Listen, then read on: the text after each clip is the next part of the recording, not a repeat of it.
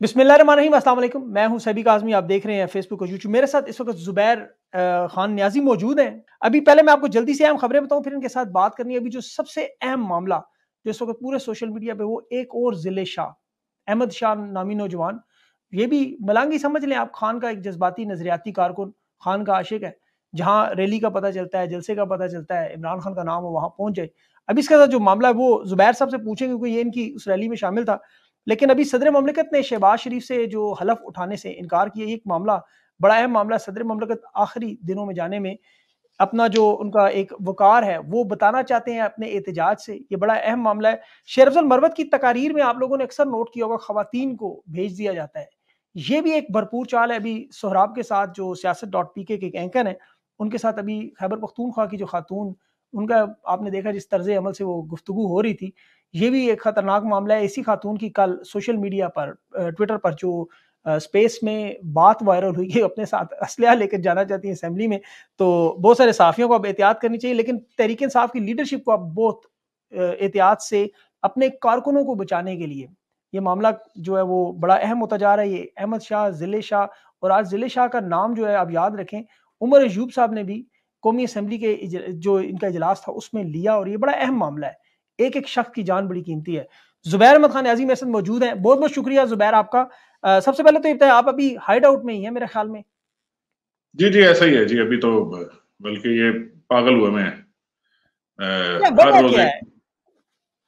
वजह क्यों जी। आपकी क्रश पीटीआई है वजह। इन्होंने असल में जो इमरान खान के नजरिए के मुताबिक सर झुकाने को तैयार नहीं है, वो इनसे बर्दाश्त नहीं हो रहा। वो इनको अगले 30 साल की भी अपनी हार नजर आ रही है। ये जो इमरान खान ने नजरिया इंजेक्ट किया है ना, हकीकी आजादी और सर उठा के जीने का और गुलामी ना तस्लीम करने का, ये इनको अगले कई साल, कई दहाइयां अपनी हार नजर आ रही है उसमें। तो ये हर किस्म के मामले को क्रश करना चाहते हैं। ये कहते हैं कि इबरत का निशान बना दे, ताकि लोग खौफ से सर उठाने की जरूरत ना करें। बिल्कुल सही बात। अहमद शाह का जो मामला है, ये नौजवान बिल्कुल ज़िले शाह वाला मामला है। जिस तरह वो मलंग खान की मोहब्बत में आपको बस नजरिए पर था, इस नौजवान के बारे में आप क्या जानते हैं? ये खान साहब की जो पेशी होती थी, खान साहब का जो भी कॉल होती थी, ये अपने ओन पे एक खान के दीवाने के तौर पे हर जगह पहुंचता था। ये मोटरसाइकिल पे हर जगह पहुंचता था। कल हमारी रैली में भी ये उसी तरह एक रैंडम पहुंचा। अब वो आपने देखा होगा कि बाकी लोगों को तो वो जीपीओ चौक में पकड़ रहे थे ना। जब इन्हें पता लगा कि जुबैर न्याजी एक रैली लीड कर रहा है, तो इन्होंने बहुत सारी फोर्स उधर चार्ज पे लगा दी। सारे वर्कर्स को इन्होंने धरने की कोशिश की। वर्कर बड़े स्मार्टली उन्होंने मूव किया। अहमद शाह उनके काबू आ गया बेचारा। अब अहमद शाह जो उनके काबू आया, तो उसको इन्होंने एक्सट्रीम टॉर्चर किया, ये कह के कि जुबैर न्याजी का बताओ कि वो किधर है। क्योंकि एक माशाल्लाह एक जो ना कलेजा चबाने वाली औरत पंजाब की हुक्मरान बन चुकी है, और वो इस वक्त उसके अंदर एक पुराने भी दुश्मनियां कायम है। किसी 2014 में भी केस करके इसको यूथ लोन स्कीम से मैंने हटवाया था। अच्छा। और फिर इसको अपनी, अगर आप गौर करें, अगर आपको वो मौका याद हो, अरशद शरीफ की शहादत की जिस दिन खबर आई थी, बिल्कुल, अगर आपको याद हो, तो सारा वतन, ओवरसीज पाकिस्तानी, हर शख्स जो इस मुल्क से हमदर्दी रखता था, वो सोगवार था उस दिन। बिल्कुल। मैं सुबह जब सो के उठा और अरशद शरीफ की खबर सुनी, तो बिस्तर से काफी देर निकलने को दिल नहीं किया और आंखें नम रही। और वो सुबह रोते हुए हुई हमारी। और ये खानदान, मरियम नवाज अपने बाऊजी शरीफ के साथ बैठकर केक काट रही थी उस दिन, अगर आपको याद हो, लंदन में। बिल्कुल बिल्कुल सही। अगर आपको वो मनाजर याद है तो वो इसकी एडिटिंग में दिखाइएगा। बिल्कुल दिखाऊंगा वो। और केक काटने के जी, उसकी जब अरशद केक शरीफ काटनी थी उस दिन। की ट्वीट भी इन्होंने बड़ी खतरनाक ट्वीट की थी, और वो भी इनके जुल्मों से यार खौफ करो, किसी के बच्चे यतीम हो गए थे, इस कौम की आवाज बंद हो गई थी। तुम्हारा नजरियाती इख्तलाफ हो सकता है उसके साथ, हमारा तुम्हारे साथ नजरियाती इख्तलाफ है, लेकिन हम खुदा ना खास्ता तुम्हारे किसी साथी की शहादत पे खुशी नहीं मनाएंगे, कभी भी नहीं। बिल्कुल सही, सारे पाकिस्तानी है। बिल्कुल सही। बहुत बड़ा जुल्म है ये किसी के साथ ऐसा जुल्म नहीं हो सकता। अरशद शरीफ को कॉर्नर करके मारा गया। बिल्कुल। अहमद शाह के बारे में जो अभी हमाद अजहर की ट्वीट भी नजर आ रही है, उसमें वाज़ेह तौर पर देखा जा सकता है कि वो ठीक ठाक था, बिल्कुल अपने पैरों पे चल रहा था। अब उसका कोई भाई भी बड़ी मुश्किल से मिला है, वो अब कोशिश कर रहे हैं कि किसी तरह पर्चा ऐसा बना दिया जाए जिस तरह जिले शाह का बनाया गया था कि जी दोनों भाइयों की आपस में लड़ाई थी, उसे मिलने भी नहीं दिया जा रहा, लोगों को किसी को फोन भी छीन लिए, वहां भी एक साफी पहले हमें खबर आई कि एक और कारकुन है जिन पे एक और कारकुन है जो भी गिरफ्तार हैं, उस पे वो नाम पर्चा डाल दें कि उसने मारा है। अब सुन रहे हैं कि वो उसके भाई को कोई मुर्द इल्जाम ठहराने की कोशिश कर रहे हैं। तो बात यह है कि ये इंसानियत से, शायद इंसानियत, मैं कलेजा चबाने वाली औरत इसलिए कहता हूं क्योंकि वो इंसानियत से बालातर हो गया था मामला। कोई इंसानियत से बालातर हो तो ऐसा हो सकता है, कोई इंसानियत को भूल जाए, हैवानियत की तरफ चली गया मामला। और मैं काजी फायज ईसा को इसका सबसे बड़ा जिम्मेदार समझता हूं। काजी फायज ईसा साहब जो कहते थे कि आईने पाकिस्तान को मैं इस्लाम से पहले समझता हूं, तो हम आपसे बहस बाद में करेंगे कि आप किसको पहले समझें और किसको बाद में समझें। तो आप अपने नजरिए पे कायल ही नहीं है, आप अपने ही नजरिए पे, ना आप इस्लाम के पे कायम है, ना आप आईने पाकिस्तान पे कायम है, ना आप हकूक इंसानी हकूक के असूलों पे कायम है। मुझे बताएं आपकी नाक के नीचे ये हो रहा है।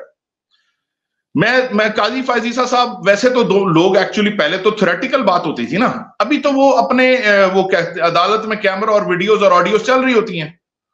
तो उनसे लतीफ खोसा साहब कह रहे हैं कि मेरा मुंशी पकड़ा गया बाहर से, मेरे मुंशी को उठा लिया गया आपकी अदालत के बाहर से। वो कह रहे हैं मुंशियों को आप भेजते क्यों हैं? वो कह रहे हैं मेरा मुंशी उठा लिया गया। वो कहते हैं मुंशियों का काम क्या है?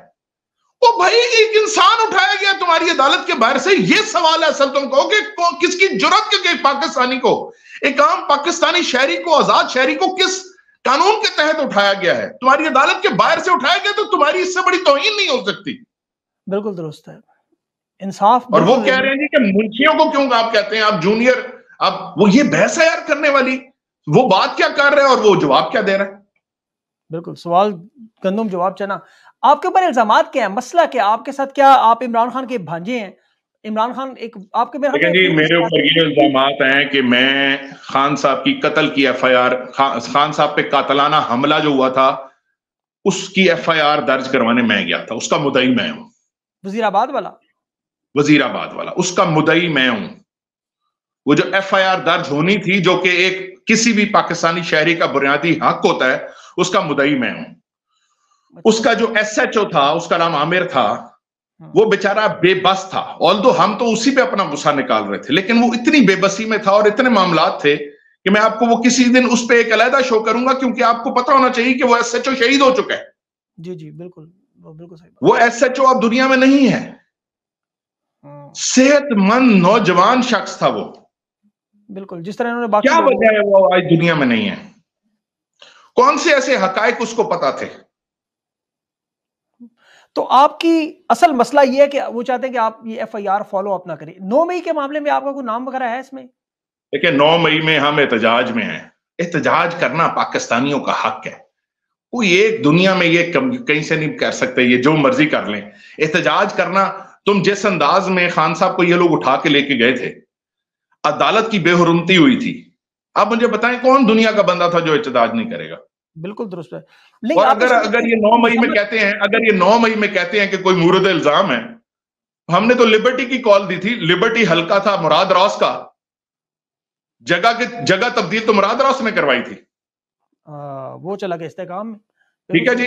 अच्छा, ये जीएचक्यू की बात करते हैं, पिंडी की बात करते हैं, तो आमिर कियानी के आवाज दिए बगैर कोई बात काम नहीं होता इस मुल्क में। हमारी नॉर्थ पंजाब की और पिंडी की तंजीम में आमिर कियानी की बात के बगैर कोई बात नहीं होती। मतलब उसको, मतलब आमिर कियानी सरनिगू हो गया तो खत्म होगी बात। आमिर कियानी, अगर आप समझते हैं कोई गैर कानूनी अमल हुआ था तो उसका जिम्मेदार आमिर कियानी हो सकता है, उसका जिम्मेदार मुराद रौस हो सकता है, या हमारी पार्टी के जो सेक्रेटरी जनरल थे असद उमर साहब। इमरान खान की गैर मौजूदगी में सबसे बड़ा जो तंजीमी ऐलान है या कोई तंजीमी ऑर्डर है वो असद उमर साहब का चलता था। असद उमर साहब कहते, कहीं एक जगह लिखते कि ये ऐसा ना करो, एहतजाज ना करो, आवाज ना बुलंद करो, कोई नारा ना लगाओ, असद उमर साहब कहते। देखें, बात समझने की ये है कि ये क्या बात हुई। आप कानून की बात करें, आप बेगुनाह लोगों को उठा उठा के उनकी जिंदगियां जीरन कर दी हैं। अच्छा चले, मुझे एक बात का जवाब दें, कल एहतजाज था, या मुझे बताएं पूरे पाकिस्तान में जो तहरीक इंसाफ का झंडा उठाता है उसको पकड़ के जेल में क्यों बंद कर देते हैं? उसका क्या ताल्लुक है इसमें? बिल्कुल सही बात है। मतलब 9 मई का क्या ताल्लुक है? मैं तो समझता हूं 9 मई तो एक बहाना है, एक बेसिकली एक बोगस किस्म का एक बहाना है। 9 मई तो एक्सपोज हो गया है। अब मुझे बताएं ना कि तहरीक इंसाफ का इन्होंने 300 निशान पे लड़ के तुम्हें हरा दिया यार। 300 निशानात पे लड़ के तुम्हारे सिंगल निशान की टीम को चित कर दिया उसने पूरे पाकिस्तान में। 180 सीटें ली, 2/3 अक्सरियत ले ली। अच्छा, और रिजर्व सीट मिला के 220 तुम्हारी अमान में रिजर्व सीट मिला के। जी बिल्कुल, वो दुरुस्त है आपकी बात, बिल्कुल उस पर कोई शक ही नहीं, कोई दो राय नहीं। अभी एक इत्मीनान में हुज्जत के तहत जो लोग ये प्रोग्राम देख रहे होंगे, देखिए 9 मई फिर भी एक ज़ाहिर उनका मोटिव तो है। अब आप ये बताएं कि आप 9 मई की वैसे जो मामला उसे कंडेम करते हैं, मुजम्मत करते हैं, या आपने पहले कभी मुजम्मत की है? यार मैं कहता हूं किसी के घर घुसना, पहले मुझे बताएं कि पहले ये सुने मेरी बात, मुझे बताएं 9 मई से पहले 18 मार्च होता है ना, 9 मई से पहले 8 मार्च होता है ना, 9 मई से पहले 14 मार्च होता है ना। आप मुझे बता देना किस कानून के तहत इमरान खान के घर घुसे थे? बिल्कुल, मैं आपने पूरा प्लान किया ना। मैं तो किसी भी बात की पहले मुजम्मत सारी करें ना, आप सारी मुजम्मत इकट्ठी करें, ठीक है। आप ऐसे ना करें कि 9 मई में जिसने भी आग लगाई वो काबिल मुजम्मत है। बिल्कुल, मैं आपसे ये कहलवाना चाह रहा हूं, मैं आपसे ये जो 9 मई में जिसने पुरअमन एहतजाज करने के लिए निकला वो बिल्कुल ठीक किया उसने, बिल्कुल सही। जिन्होंने तशद्दुद किया या ऐसा कुछ जलाओ घिराव में जो लोग शामिल, जिसने जलाओ घिराव किया, जिसने कोई भी मामला किया वो काबिल मुजम्मत है। बिल्कुल, जिसने गोली मार के हमारे वर्कर शहीद किए, बिल्कुल बिल्कुल सर कह रहे हैं आप, जिसने भी तशद्दुद किया वो गलत था। बिल्कुल, इन्होंने हमारे 200 लोगों के घरों को तोड़ दिया अंदर घुस के यार। नहीं, आपकी बात, लोग पता नहीं कैसे कैसे अपनी जमा पूंजी जोड़ के बनाते हैं घर। दुनिया के सामने सफेद पोशी एक अपनी जगह है, लेकिन आपकी सोच है कि शायद किसी का टीवी टूटे तो वो दोबारा जो है ना वो साल खरीदने का वो नहीं होती। बिल्कुल, यहाँ पे तो देखने में वो दुनिया के सामने सफेद पोशी में जी रहा होता है, एक अच्छे अंदाज में जी रहा होता है, उसके बाद रेल पेल कोई नहीं होती पैसों की। हकीकत है ये बात, बिल्कुल आप सही कह रहे हैं। बाकी जो हालात है, स्पेशली लोग जहेज बेच के अपने जो रोटी खा रहे हैं, उनके जो बना हुआ है वो भी तोड़ रहे हैं, इसमें कोई शक नहीं। मैं आपसे ये सवाल इसलिए पूछ रहा था कि आपके ऊपर इल्जाम जो लगाया जाता है ना, आप कम से कम उसकी जस्टिफिकेशन के लिए कि आप उसकी मुजम्मत भी करते हैं, आप उन लोगों के साथ भी नहीं है, और आप एक पूरा इल्जाम बता देना मुझे, एक मिनट मुझे बता दें। 25 मई 2022 सुन ले जरा, 25 मई 2022 सुबह 5 बजे, 25 मई की सुबह 5 बजे मेरे खिलाफ पर्चा काटा जाता है दहशतगर्दी का। मैं 9 बजे जब तैयार होकर बाहर आता हूं कि रैली में जाना है, लॉन्ग मार्च होता है 25 मई 2022, याद रखिएगा। जब आपकी गाड़ी में वो असले की वीडियो शूटेज भी आई थी, वो उसी वक्त? कोई मेरी वीडियो कभी नहीं आई, अल्लाह माफ करे असले की। मैं जब भी कभी असला हो तो मैं हलाली असला दिखा भी दूंगा। 28 बंदूकें डाल दी मेरे पे, 28 बंदूकें, किसके घर से 28 बंदूकें बरामद हुई हैं भाई। मेरे घर मेरे घर तुम घुसते तो सही उसके लिए। सही बात, इकट्ठी 28 बंदूकें डाल के कौन सा आपने क्यों मेरे पे दहशतगर्दी का पर्चा कर दिया? मेरी 37 साल उम्र में पहला पर्चा मेरे पे दर्ज हुआ, और वो भी दहशतगर्दी का। पहला पर्चा मेरी जिंदगी में मेरे पे दर्ज हो रहा है दहशतगर्दी का। तो मेरे पे पर्चा डालते हो सुबह 5 बजे, किसके घर से 28 बंदूकें मिली। किधर गई वो बंदूकें? मरियम नवाज ने ट्वीट किया, फिर जगह जगह प्रेस कॉन्फ्रेंस में बोली। क्यों बोली? डीआईजी को उन्होंने कहा जी कि इस पे डाल दो। कौन सी, मतलब आप बता दो ना कि मेरे वजह क्या है, क्यों? तुम हर बात अब लतीफ खोसा के घर फायरिंग करवा के इन्होंने कहा जी जुबैर न्याजी ने उसको पैसे दिए थे फायरिंग। मैंने क्यों कराने भाई? वजह बिल्कुल सही बात। मेरे पास 10 लाख है ही नहीं देने के लिए भाई। बिल्कुल, अभी तो आप बड़ी मुश्किल में रह रहे होंगे, जो मतलब जो हाइड आउट में रहना काफी। 10 कितने महीने हो गए? 10 महीने हो गए आपको ऑलमोस्ट? 10 महीने हो गए। बात यह है कि इधर ना जिंदगी अब जैसे होता है ना कि इंसान बड़ा कुछ सोचता है। पॉलिटिक्स में खान साहब की वो बात है कि मैं कैरियर के लिए आया भी नहीं था। आपने मेरा तारुफ करवाया खान साहब के रिश्तेदार के हवाले से। मेरा मतलब खान साहब के साथ अजीजदारी अपनी जगह, खान मेरा हकीकी नजरियाती मैं लीडर है। बिल्कुल, मैं इस वजह नहीं से वो खान के मेरा साथ नहीं हूं। तारुफ कराने की बड़ी अहम वजह थी कि लोगों को नज़र ये आता है कि आपको पता है कि टारगेट आपको जो नज़रियाती कारकुन तो आप बिलाशुबा हैं, इसमें कोई शक नहीं, आपका कैरियर है, मैंने देखा है। लेकिन अभी जिस तरह आपके पीछे हाथ धोकर पड़े हुए हैं, उसकी सबसे बड़ी वजह यही नज़र आती है कि आपका खान के साथ लिंक बनता है बस। जिसका खान के साथ लिंक देखिए, बनता है, उनको उसे सबसे बड़ी वजह यह नजर आती है, सबसे बड़ी, मैंने आपको फिर से मैं इसको इलेबोरेट करता हूं। इस मुल्क में जो सर उठा के जीने की बात करता है, या जो इनको इनको आप ये इमरान खान से क्या चाहते हैं? ये इमरान खान की आंखों में खौफ देखना चाहते हैं, जो कि नहीं दिख रहा, जिसकी वजह से रोज हारते हैं, रोज फ्रस्ट्रेशन में नए कार्रवाइयां करते हैं।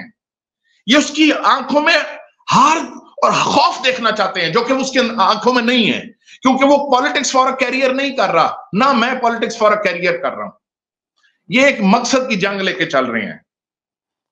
वैसे इंशाअल्लाह ताला, देखने वाले मैं क्या आपको सच बता रहा हूं कि इंशाअल्लाह ताला ये जंग, ये जिस जगह पे लेके जा रहे हैं, ये इमरान खान हर रोज इनसे जीतता है। ये हर रोज एक नए स्टेप पे चले जाते हैं फिर, और नुकसान पाकिस्तान का हो रहा है, नुकसान अवाम का हो रहा है। बिल्कुल सही बात है। लेकिन वैसे आपके लिए आसान नहीं है, जो सुनने वाले हैं सर झुका दें, बात ही खत्म। मैं कह रहा हूं कि वो मरियम नवाज की क्या जुमला होता था, वो रास्ता बहुत आसान रास्ता है, वो रास्ता हमें भी आता है। वो रास्ता इन्होंने अपना लिया, दुकान से जाके चेरी ब्लॉसम खरीदी और वो खूब चमकाए, फिर खूब चमकाए, प्यो धी चाचू मामू सारे ने चमकाए। तो वो रास्ता तो वैसे है तो बड़ा आसान है, आप भी सर झुका लें, आपके भी ये मसले खत्म। तो सर मैं आपको समझे ना मेरी बात, फॉर अ कैरियर पॉलिटिक्स कर रहे हो, फॉर अ कैरियर, जैसे आप, मैं मिसाल देता हूं, आप एक इदारे में काम कर रहे हो, देखें कुछ लोग सहाफत कर रहे हैं एक मिशन के तौर पे कर रहे हैं, और कुछ लोग सहाफत कर रहे हैं अपने कैरियर के तौर पे। वो 5 मिनट में, जैसे मिसाल देता हूं आपको, शाहजेब खानजादा 2014 तक ना ये एक्सप्रेस न्यूज में बैठता था और कमाल इमरान खान के नैरेटिव को टो करता था, यानी कि ना नजरियात को समझता था कि यार ये, और कभी उसके शोज देख लें पूरे एक्सप्रेस चैनल में। अच्छा। तो जियो का डाउनफॉल आ गया, जियो में कुछ एंकर छोड़ गए, इसको मौका मिला, वो आपको याद होगा कामरान खान जियो छोड़ गए, इसको अपराइज मिली, इसको नजरियात से क्या, इसका कोई मिशन नहीं है, इसने देखा हायर सैलरी मिल रही है, उधर चले जाओ। कुछ बहुत सारे लोग आपकी साफ्ती फील्ड में फॉर अ कैरियर हैं, और बहुत सारे लोग आपकी साफ्ती फील्ड में एज अ मिशन है, वो एक मकसद को लेकर जाते हैं। बिल्कुल सही कह रहे हैं आप, इसकी आपकी 16 आने बात दुरुस्त है। अब सियासत में अब आपको क्या नजर आ, देखिए इन चीजों का हल तो कोई नहीं, 10 महीने हो गए, हुकूमत इन्होंने बनानी थी, तमाम ओहदे बांटने थे, सदर भी इनका आ गया, वजीर आजम इनका आ गया, चेयरमैन सेनेट भी इनका आ जाएगा, सारे ओहदे इन्होंने अपने फिल कर लिए हैं।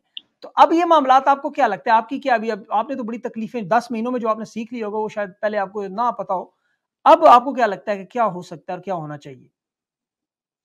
देखें, अब मेरी नजर में ना ये आखिरी गवर्नमेंट बनाई है एस्टेब्लिशमेंट ने, ये एस्टेब्लिशमेंट की बनाई हुई आखिरी गवर्नमेंट है। दुरुस्त है बात, क्योंकि ये गवर्नमेंट इतनी बुरी तरह फेल होगी कि उसके बाद एस्टेब्लिशमेंट गवर्नमेंट बना, मैं उसके बाद पाकिस्तान की अवाम ही किसी को गवर्नमेंट नहीं बनाने देगी सिवाय अवाम के। ठीक, ये इतनी बुरी गवर्नमेंट साबित होगी। आप शहबाज शरीफ की बौखलाहट देखें, कितना ये छोटी मोटी मिस्टेक नहीं है। एक वो असेंबली में एक तकरीर कर रहा है, विक्ट्री स्पीच कर रहा है, कैंपेन की स्पीच नहीं कर रहा, जलसे में खिताब नहीं कर रहा, वो ऐवान में, पाकिस्तान के सबसे बड़े ऐवान में लीडर ऑफ द हाउस बन के फतह की तकरीर कर रहा है और कहता है कि शुक्रिया, मुझे आपने लीडर ऑफ द ऑपोजिशन मुंतखब कर दिया। यानी इतना खौफ, या तो वो असल में कोई ज़हनी मरीज है, मतलब वो उसे पूछ रहा पैलेट्स, वो उन्हें पूछ रहा पैलेट्स, मैं this is a great embarrassment for the country. सही बात है। वो उधर जाता है, तुर्की जाता है तो mangoes I brought mangoes.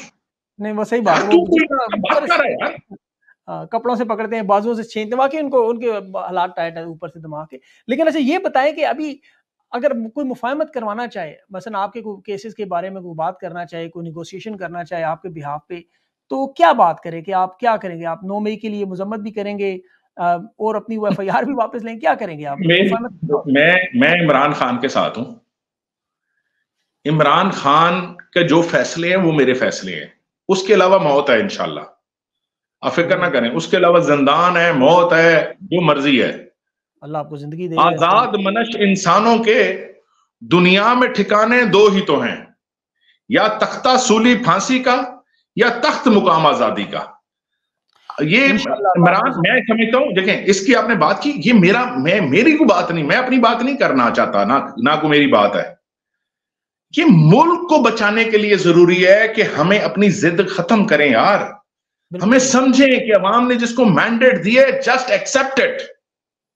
Shabbar Zaidi का जुमला, बड़ा खूबसूरत जुमला उसने बोला है कल, शायद शब्बर जैदी साहब ने, उसने कहा है कि सुबह 8 फरवरी की सुबह 8 बजे से लेकर शाम 5 बजे तक ये मुल्क बहुत ताकतवर हो चुका था, क्योंकि अवाम के हाथ में फैसला आ गया था।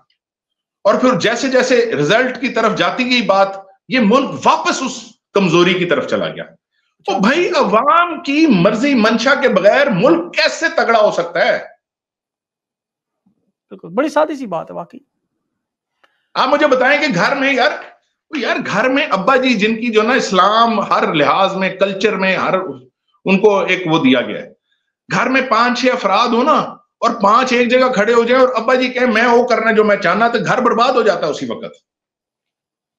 अब्बा जी को, घर के सरबराह को भी ना अपने बच्चों को, अपनी बीवी को कन्विंस करके साथ साथ लेके चलना होता है। अच्छा, अब ये बताएं कि अहमद शाह जैसे जो आपके कारकुन हैं जिन्होंने अपनी जानें, आपको पता है जैसे जिले शाह था, अहमद शाह, तो लीडरशिप को क्या अस्पताल पहुंचना चाहिए, इन लोगों से मिलना चाहिए, फिल फोर अपना मतलब सारी लीडरशिप वहां पे इंशाल्लाह, हमारे जो लाहौर के जनरल सेक्रेटरी हैं वहां पहुंचे हुए हैं, और जो हमारे जो पार्लियामेंटेरियंस हैं अली इम्तियाज वड़ाइच और शेख इम्तियाज, वो वहां पहुंच रहे हैं। और इंशाल्लाह सर, लीडरशिप के अलावा ना ये अवाम के लिए बड़ा इंपॉर्टेंट टास्क है। अगर हम समझ रहे हैं ना कि मैं तो बच गया, तो फलाना पकड़ा गया तो मैं तो बच गया, ये कोई नहीं बचेगा फिर। देखिए, मैं आपको बता रहा हूं कि ये इन्होंने ना, मतलब मेरे पॉइंट ऑफ व्यू से तो इनका मेरे साथ मोहब्बत ही बहुत करते हैं माशाल्लाह। बाकी तो पूरे लाहौर एक तरफ था, और मेरे इलेक्शन में मेरे साथ मोहब्बत एक तरफ चल रही थी। तो मेरी साथ जो मोहब्बत थी ना, उनकी एक तरफ थी। मेरे पोलिंग एजेंट को उठा उठा के बाहर फेंका इन्होंने। हमने कवरिंग कैंडिडेट्स के नाम थे, उनके नाम फिर बंदे बिठाना शुरू किए। उसके बावजूद अल्लाह की मेहरबानी से मैंने 95% अपने फॉर्म 45 ले लिए। उसके मुताबिक मैं इनसे 14,000 की लीड से जीता हूं। इन्होंने जान के डॉक्टर यास्मीन राशिद का नाम मेरे बैलेट पेपर पे आने दिया। 4,500 वोट डॉक्टर यास्मीन को पड़ गया। डॉक्टर यास्मीन का निशान था लैपटॉप, उस निशान का भी वो निशान भी नीचे दिया किसी को, वो 2,500 वोट उसको पड़ गया। एक बंदा इन्होंने प्रॉपरली पीटीआई का उसको कहा कि तुमने गद्दारी करनी है, तुम्हें इसका इनाम मिलेगा, उसको खड़ा किया गया। उसने पूरे हल्के में मुझसे डबल ट्रिपल बल्कि बहुत ज्यादा वो फ्लेक्सेस लगाई, लेकिन बेचारे को 1,000 वोट ही मिला। जो दलील है कि कौम बहुत सियानी हो गई है। अच्छा, अभी आपकी पार्टी में कोई रॉन्ग नंबर्स हैं? देखिए, मैं क्या सराइयों पे बात नहीं कर सकता। देखिए, ऐसा नहीं हो सकता कि क्या सराइयां करें। हाँ, मुझे कई लोगों के जो चाल चलन है उसके पता है मुझे कि वो कहां से बात कर रहे होते हैं, बट नेचुरली मैं आपके फोरम पे नहीं बोल सकता। पार्टी डिसिप्लिन है। मैं अपने कायद को, अपने सीनियर्स को इसके बारे में बताऊंगा। हमारी पार्टी में बकायदा स्टूजेस मौजूद हैं, कुछ स्टूजेस हैं जो बकायदा जो ना उनको ऑर्डर आता है। देखें, कुछ लोग होते हैं, जैसे मैं आपको मिसाल देता हूं, इस पार्टी में कुछ लोग हैं जिनके ताल्लुकात जरूर होंगे एस्टैब्लिशमेंट के लोगों के साथ, बट वो ना उन्होंने इमरान खान को धोखा नहीं देना होता। उन्होंने यानी कि जरूरत पड़ने के टाइम के लिए शायद ताल्लुकात नेचुरल भी होते हैं कुछ ताल्लुकात, और वो शायद वो शायद यूज हो खान के लिए। वो कभी भी उनको यूज करें तो शायद इमरान खान के भलाई के लिए यूज करें या इमरान खान के साथ। लेकिन कुछ और डूज एंड डोंट्स होते हैं। कुछ चीजें जो इमरान खान ने ना कर दी तो ना है, लेकिन कुछ ऐसे स्टूजेस हैं जो एक्चुअली काम ही उनके लिए करते हैं, नुकसान पहुंचाते हैं हमारी पार्टी को। बिल्कुल दुरुस्त। बाकी आपके ये इंटरव्यू बड़ा मेरा आपने अजीबो गरीब कर दिया। आपने इतनी खुली बातें की और इतनी ओपन। मैं अल्लाह से दुआ करता हूँ अल्लाह ताला आपकी हिफाजत करे, आपको महफूज रखे, और ये मामलात जो गदर मची हुई है इसको ख़त्म करे। आप जैसे नौजवान पाकिस्तान के लिए बड़े ज़रूरी हैं, और इमरान खान के नज़रिए पे खड़े हैं, कोई गलत ऐसा काम नहीं है। और आप कह रहे हैं कि मैं आपको मिसाल दूं, मुराद सईद को क्या खतरा है? मुराद सईद आजाद मनश इंसान है। मुराद सईद को ये तोड़ नहीं सकते, और मुराद सईद को आज से नहीं, मुराद सईद ने अगर 3 दिन पहले एक ट्वीट की है और मैं उसका गवाह हूं, वो मार्च 2022 में मुराद सईद को जनरल बाजवा ने धमकी लगाई थी, और अप्रैल 2022 में मुराद सईद ने उस धमकी के बारे में मुझे बताया था। किस लेवल पे चले गए हैं लोग, मुझे समझ नहीं आती कि आप लोग सियासी लोग हैं, इन लोगों ने आपको क्या बना दिया है, यकीन कर अपने घरों में आतंकवादी बना दिए तुम। जुबैर भाई आपसे इंशाल्लाह दोबारा जरूर हम कनेक्ट करेंगे, और अपना ख्याल रखें, और इंशाल्लाह जो है वो इन चीज़ों से जुड़े रहें, दुआ करें। अहमद जैसे लोग, जितने भी आप जैसे लोग हैं मुसीबतों मुश्किलात में, इनके लिए अल्लाह को मुफाहमत का कोई रास्ता है। बहुत शुक्रिया, बहुत शुक्रिया।